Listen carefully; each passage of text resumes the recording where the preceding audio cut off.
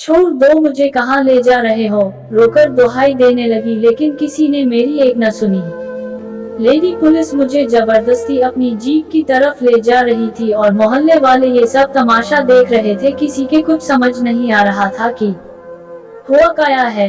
ये वो औरत है जिसने अपने देवर के साथ ऐसा काम किया है। मैंने अपने देवर के साथ कुछ भी नहीं किया। मैं जोर जोर से चिल्लाने लगी, लेकिन मेरी आवाज सुनने वाला कोई ना था। मुझे कुछ समझ नहीं आ रहा था कि मैं क्या करूं। मेरे पास कोई गवाह, कोई सबूत नहीं था। मेरी तरफ से कोई बोलने वाला ना था और नहीं कोई गवाह और सबूत था। मुझे आराम से फांसी हो सकती थी। मैंने अपनी रोटी पिटती छोटी छोटी दो बेटियों की ओर देखा जो अभी 3 साल की थी। मेरी बेटियां मुझे देखकर रोने लगी और मेरे दिल में कई तरह के ख्याल आने लगे कि मैं अपनी बेटियों की शक्ल कभी देख पाऊंगी। उससे पहले ही लेडी पुलिस कहती है, चुप कर, झूठी औरत कत्ल करती है और ऊपर से शोर मचाती है। एक भारी मर्दानी आवाज के साथ एक तमाचा मेरे मुंह पर जड़ दिया और मेरा चेहरा सुन्न हो गया। जिंदगी में पहली बार लेडी पुलिस से वास्ता पड़ा था और वह भी मोटी तगड़ी औरत से। उन्होंने मुझे पूरे मोहल्ले के सामने पुलिस ने हिरासत लिया। मेरे बच्चों ने जोर जोर से चीखना शुरू कर दिया, जिसे मोहल्ले की एक औरत ने पकड़ के रखा था। वह दोनों मम्मी मम्मी चिल्ला रही थी, जबकि मेरा वजूद ढीला पड़ गया, जैसे मेरे जिस्म से जान निकल चुकी थी। इतनी जिल्लत और इस हवाई का कभी मैंने तो कभी सामना नहीं किया था। लोग मुझे नफरत की निगाहों से देख रहे थे। कुछ तो खुलेआम मुझे बुरा बुरा कह रहे थे, जबकि कुछ चुपके चुपके मेरी तरफ इशारा करके कह रहे थे कि तौबा तौबा, कैसी औरत है, कैसे एक मासूम इंसान की जान ले ली। ऊपर वाला माफ करें। आजकल तो अपनों पर भी भरोसा नहीं किया जा सकता। जाने लोग क्या क्या बोल रहे थे और मेरा दिमाग बहुत बुरी तरह से उलझन में था। लेकिन मुझे अपनी बेटियों की फिक्र थी। मैं अपने देवर से बहुत मोहब्बत करती थी, मगर मैं उसकी जान कभी भी नहीं ले सकती थी जो मेरी जिंदगी में सुकून दे। मेरी जिंदगी नर्क बन गई थी। मेरा देवर बाकी मर्दों की तरह नहीं था, वह कुछ ज्यादा ही अच्छा था। यही वजह थी कि मैं दिल ही दिल में से मोहब्बत करती थी। मैं सोचती थी कि मेरा पति ऐसा क्यों नहीं है। मेरे घर वालों ने मेरी शादी अपनी तरफ से एक अच्छे इंसान से की थी। वह अच्छा एक इंसान किस कदर बुरा था, ये सिर्फ मैं जानती थी।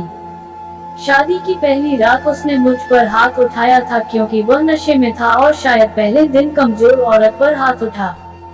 वो मुझसे बार बार मुझसे यही पूछ रहा था कि बताओ, आज तक कितने मर्दों के साथ तुम्हारा चक्कर रहा है। सब कुछ मेरे लिए इतना भयानक था कि मैं कुछ बोल ही नहीं पाई। मैं डरी सहमी उसकी मार खाती रही, क्योंकि मुझे मेरी माँ ने समझा कर भेजा था कि आप ससुराल में मर कर ही वापस आना, कभी अपने ससुराल को मत छोड़ना। जो माँ अपनी बेटी को ऐसी नसीहत करके भेजती है और यह कह दे कि तुम्हारा पति तुम्हारे साथ जो भी करें, कभी यहाँ आकर मत बताना भला, तब एक लड़की क्या कर सकती है सिवाय रोने के और सर झुकाकर मार खाने के। ये सब मेरे साथ हुआ था। उसने पहले मारपीट की और फिर मुझे अपनी गलत किरदार बीवी समझते हुए मुझ पर भरपूर जुल्म किया। मेरा अंग अंग दर्द कर रहा था। टूटी हुई जिस्म के साथ मैं लेटी रही। सुबह उठी, जिस इंसान ने आगे बढ़कर मेरी तकलीफ कम करने की कोशिश की, वह कोई और नहीं बल्कि मेरा देवर था। मेरा पति नशे में धुत सोया हुआ था। फिर दरवाजे दस्तक हुई। मैं घबरा गई। दस्तक जारी रही। मुझे समझ में नहीं आ रहा था कि क्या करूं। अपने जख्मों को छुपा लो। फिर पहली रात जब दरवाजे पर दस्तक हुई तो मैंने दरवाजा नहीं खोला तो देवर ने आज तक से कहा कि भाभी घबराए मत, मैं सब जानता हूं कि आपके साथ क्या क्या हुआ है, प्लीज दरवाजा खोलो, भाई 10 घंटे से पहले नहीं उठेंगे, मुझे अपनी मरहम पट्टी करने दो। ये सब सुनते ही मैं तो फूट फूट कर रोने लगी और फिर मैंने डरते हुए दरवाजा खोला। एक नौजवान लड़का खड़ा था। उसकी आंखों पर, चेहरे पर परेशानी थी। जब उसने मेरे जख्मों से सना चेहरा देखा तो उसकी आंखों में बहुत आंसू आ गया और उसने कहा, मुझे माफ कर दो भाभी, मैं वक्त पर पहुंचकर आपको बचा ना सका। भाई तो नशे में इंसान नहीं रहता। ऊपर वाले से यही इंतजार है कि वह उसे सुधार दें। आप अपने जख्मों की दवा लगा ले और अपने कपड़े बदल लेना। जब भाई का नशा उतरेगा तब उसे एहसास होगा कि उसने आपके साथ क्या क्या किया है। मैंने खामोशी से देवर के हाथ से दवा ले ली और दरवाजा बंद कर दिया। मैंने कपड़े बदले और मुंह धोने के लिए जब पानी चेहरे पर डाला तो मुझे लगा कि किसी ने मेरे जख्मों पर नमक छिड़क दिया हो। इतनी जलन थी कि क्या बताऊं, मेरी आंखों से बस आज मुझे मेरी माँ की बातें याद आने लगी। 5 बेटियां और बेटा ना होने से माँ को पत्थर का बना दिया। बाबा ने भी सारी जिंदगी माँ पर जुल्म ही किया था। मैंने कभी शिकायत की, मायके वालों को नहीं बताया, तभी उसने शादी के वक्त मुझे भी यही बातें बताई। मेरा रिश्ता भी बाबा ने देखा था और आज वह लोग मुझे शादी करके आजाद हो गए थे। अब मैं अपने पति की जागीर थी। मुझे जिंदा जलाता या मारता, मेरे घर वालों को उससे कोई फर्क नहीं पड़ता। कुछ देर बाद देवर हल्दी वाला दूध लेकर आया, जिसे पीकर सोफे पर ही एक तरफ लेटे लेटे सो गई। नींद तो सूली पर आ जाती। रात भर जगी थी, मुझे पता ही चला। फिर अचानक अजीब सा एहसास हुआ। मैंने देखा तो पति मेरे ऊपर झुका हुआ था, जो मुझे ऐसे देख रहा था जैसे उन्होंने कोई चीज देखी हो। मेरे मुंह से चीखें निकलते निकलते बच गई और मैं घबरा कर पीछे हो गई। ये सब किसने किया? पति ने आगे बढ़कर मेरे चेहरे को छुआ। वो रात वाले इंसान से बिल्कुल अलग था। मैं उसे देखने लगी। उसके चेहरे पर रात वाली शक्ति कभी नहीं थी, बल्कि उसकी आंखों में दुख और अफसोस भरा हुआ था। यह मुझे बाद में पता चला था कि पति थोड़ा दिमागी बरिस्ता और नशा भी करता था और नशे की हालत में उस पर जुनून सवार हो जाता और वह किसी को नहीं पता। लेकिन नशा उतारने के बाद वह बिल्कुल नॉर्मल इंसान बन जाता। ना जाने मेरी किस्मत कैसी थी कि मुझे ऐसे इंसान को झेलना था। उस वक्त पति ने मेरे जख्मों पर मरहम लगाए और उस दौरान मुझसे माफी मांगता रहा। उसने मेरी खूब तारीफ भी की। वह काफी शर्मिंदा नजर आ रहा था। मुझे लगा ये पहली और आखिरी बार था, पर ऐसा नहीं हुआ। जब मैं अपने पति के कहर का शिकार बनती, अक्सर देवर मुझे पति के जुल्म से बचाता। आखिर कब तक? मैं अपनी जिंदगी में बहुत तंग आ चुकी थी। देवर मेरी उम्र का था, अच्छा इंसान था। उसमें हमदर्दी और इंसानियत फूट फूट कर भरी था और अपने भाई से बिल्कुल भी राजी नहीं था और अपने भाई से इस रवैया से नफरत करता था। नशे से कोसों दूर रहता था और सबकी इज्जत करता। उसे देखकर मुझे एहसास होता कि मुझे देवर जैसा इंसान चाहिए। मेरे पति ने नशा छोड़ने के हजारों वादे किए, लेकिन एक भी वादा पूरा ना हो सका। वो कमाता भी कम था और जितना भी कमाता सब नशे में उड़ जाता, जबकि मेरा देवर बहुत अच्छा कमाता और उसी के पैसे से घर चलता। शादी के 5 महीने ही मैं पेट से हो गई। पति और देवर बहुत खुश थे।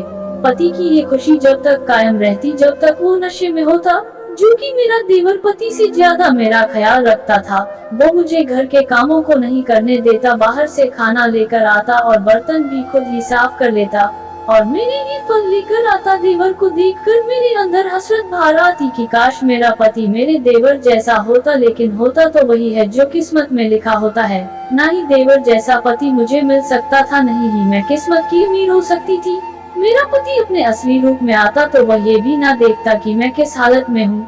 वो मारना पीटना शुरू कर देता। देवर होता तो वह मुझे बचा लेता और जिस दिन वह घर पर ना होता उस दिन मेरी जान पर बन आती। वो मेरी रक्षा करने वाला था, जो मुझे मेरे ही पति से बचाता था। और फिर शादी के 2 साल जो मैंने तकलीफ से गुजारे। उसके बाद मैंने 2 जुड़वा बेटियों को जन्म दिया। मैं डर चुकी थी, कहीं मेरा पति बेटियों की वजह से मुझको कोई नुकसान न पहुंचाए, बेटियां पैदा होने की वजह से उनका निशाना न बन जाऊं, बल्कि वैसे ही जैसे कि मेरी माँ ने बेटी पैदा होने पर मेरे बाप के जुर्म का शिकार होती थी। मैं हॉस्पिटल में लेटी यही सोच रही थी। मेरा देवर दोनों बच्चों के साथ प्यार कर रहा था। वह कह रहा था कि दोनों बच्चा बिल्कुल गुड़िया जैसी है। मेरे पति का कुछ देर पहले ही देवर को फोन आया था कि मेरे आने से पहले दोनों बच्चों को वहां से गायब कर दे, क्योंकि वह बेटियों का सुनकर बहुत नाराज था। इस वक्त मैंने बहते आंसू से अपने ऊपर वाले से दुआ की कि काश मेरा पति कभी ना आ पाए, मेरी बेटियों को नुकसान ना हो। कभी कभी दुआएं फौरन कबूल हो जाती है। उस वक्त शायद ऊपर वाला मेरी बात सुन रहा था और मेरे पति जिन लोगों के साथ नशा लेते थे उनके हाथों ही मारे गए। ये खबर सुनकर मैं हैरान हो गई। मेरा दिल रो रहा था। बच्चियां दुनिया में आते ही यतीम हो गई थी। हमारा कोई सहारा नहीं था, पर मैं शुक्र कर रही थी उस ऊपर वाले का, ऐसे जालिम इंसान से मेरी जान छूट गई। मेरी बच्चियां और मैं आजाद हो गई थी। उन्हें कभी भी किसी खौफ में जीना नहीं पड़ेगा। वक्त गुजरने लगा। देवर ने मेरी और बच्चियों की पूरी जिम्मेदारी ले ली। वह हमें किसी चीज की कोई कमी ना आने देता। मैं बहुत ही खुश थी। जिंदगी में पहली बार मैं दिल से मुस्कुराने लगी थी। मेरा देवर मेरी बेटियों को ऐसे प्यार करता जैसे वह उसी की बच्चियां हो। खाली वक्त में उनसे खूब खेलते। वक्त गुजरने लगा था। 2 साल गुजर गया। उस 2 साल में एक भी बार मैं रोई नहीं थी। मुझे पति की एक बार भी याद नहीं आई। मेरी सेहत अच्छी होने लगी थी। मैं ऊपर वाले का दिन रात शुक्र अदा करती थी। ऊपर वाले ने देवर को हमारा सहारा बनाकर भेजा है, वरना मैं दर दर की ठोकरें खा रही होती। पर कभी कभी दिल डर भी जाता कि जब देवर की शादी हो जाएगी तब क्या होगा। ये सोचकर दिमाग में ख्याल आते ही मैं बेचैन हो जाती। मैं खूब सच संवर कर रहने लगी। मैं चाहती थी कि देवर मुझसे शादी कर ली, लेकिन किस्मत को कुछ और ही मंजूर था। एक दिन देवर ने कहा कि वह शादी करना चाहता है। मैं घबरा गई। मुझे लगा शायद उसके दिमाग में मेरा ही ख्याल आया हुआ है। पर जब उसने मोहल्ले की किसी लड़की का जिक्र किया तो मेरे अंदर कांच की तरह कुछ टूट गया। मैंने पति के बाद देवर के साथ 4 साल गुजार दिए। उसने कभी मुझे गलत नजरों से नहीं देखा था और ना ही मैंने उसे कभी किसी लड़की की तरफ दीवाना होते हुए देखा। फिर अचानक लड़की कहां से आ गई।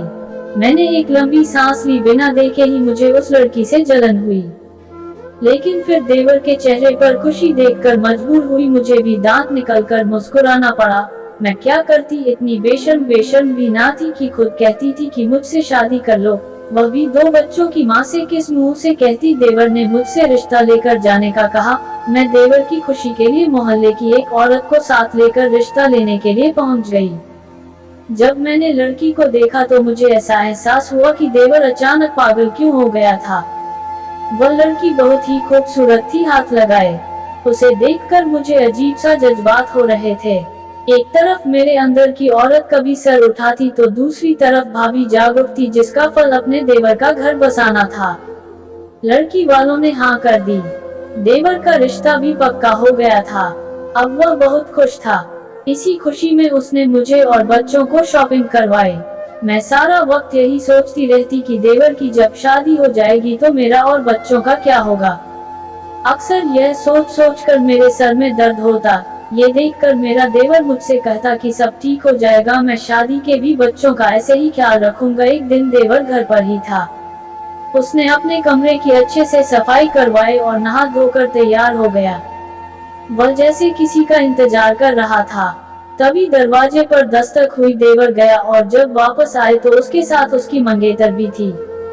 मैं देखकर हैरान हुई। देवर कहने लगा, भाभी आज का दिन मेरे साथ गुजारेगी, आप ये पैसे रख लो, कुछ चाहिए हो तो बता देना। देवर ने मुझे पैसे दे दिए और अपनी मंगेतर का हाथ पकड़कर कमरे में चला गया। पहले तो मुझे शर्म ने इजाजत नहीं दी कि शादी पहले साथ रहना शरीफ लोगों का काम नहीं था, लेकिन क्या करती, मेरा तो सारा घर ही देवर पर चल रहा था। ऊपर से उसने पहले ही पैसे मेरे हाथ में थमाकर सारी कसर पूरी कर दी थी, वरना दिल तो मेरा चाह रहा था कि इस लड़की को धक्के मारकर देवर के घर से निकाल दो जो मुझे मेरे देवर से छीन रही थी। मुझे हैरानी भी हुई, देवर तो शरीफ लड़का था, फिर वह शादी से पहले अपनी मंगेतर के साथ ऐसे ताल्लुक कैसे कायम कर सकता है। फिर वह कैसी बेबाक और बेशर्म लड़की है जिसके बुलाने पर दौड़ी चली आती है। वक्त गुजरता गया और यह सिलसिला चलता रहा। देवर उसे लेकर घूमने फिरने चला जाता। देवर अभी भी मुझसे और बच्चों से उतना ही लगाव रखता था, पर मैं ऐसे जिंदगी जीना नहीं चाहती थी जो लड़की देवर के साथ जी रही थी। 1 साल कैसे गुजर गया कुछ पता ही ना चला। अब देवर की मंगेतर से मुलाकात कम होने लेकर आती तो देवर घर पर ना मिलता। देवरा गुस्से उखड़ा रहने लगा। एक वो आई तो दोनों की खूब बहस हुई। मुझे लड़की की आवाज आ रही थी जो कह रही थी कि तुम मेरे साथ ऐसा नहीं कर सकते। वो गुस्से में थी और फिर चली गई। तकरीबन महीने बाद वह लड़की फिर आई और देवर के कमरे में चली गई। मैं भी खुश थी, दोनों में अनबन हो गई। उसमें मेरा फायदा था। दोपहर का वक्त था, जाने कैसे मेरी आंख लग गई। मैं उठी तो सोचा जाकर देवर को देखती हूँ।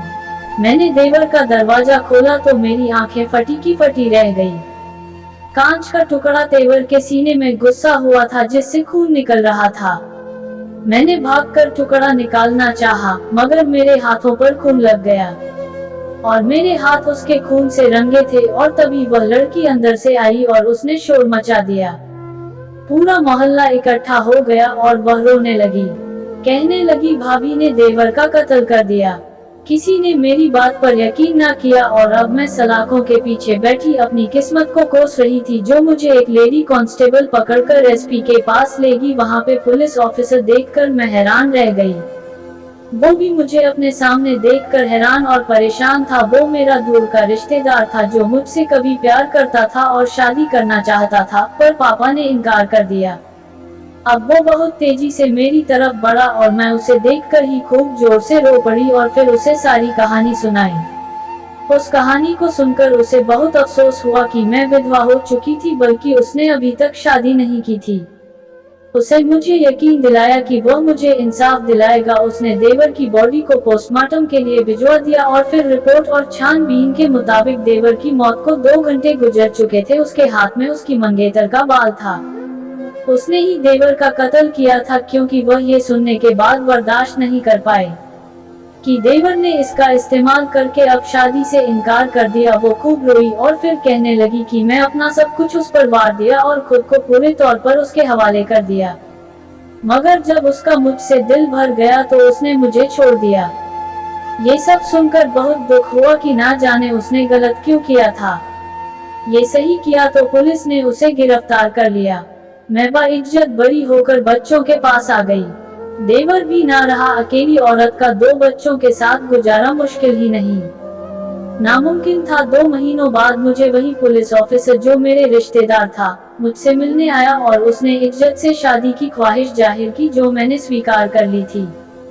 इतनी मुश्किल सहने के बाद अच्छे दिन आए थे, मैं इनकार कैसे करती।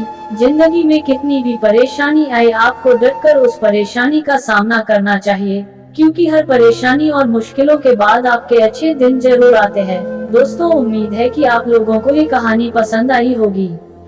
अगर आप लोगों को ये कहानी पसंद आई है तो प्लीज हमारे चैनल अनजान वॉइस को जरूर सब्सक्राइब करें, वीडियो को लाइक जरूर करें और घंटी जरूर दबाएं। फिर मिलेंगे एक और दिलचस्प कहानी के साथ। धन्यवाद।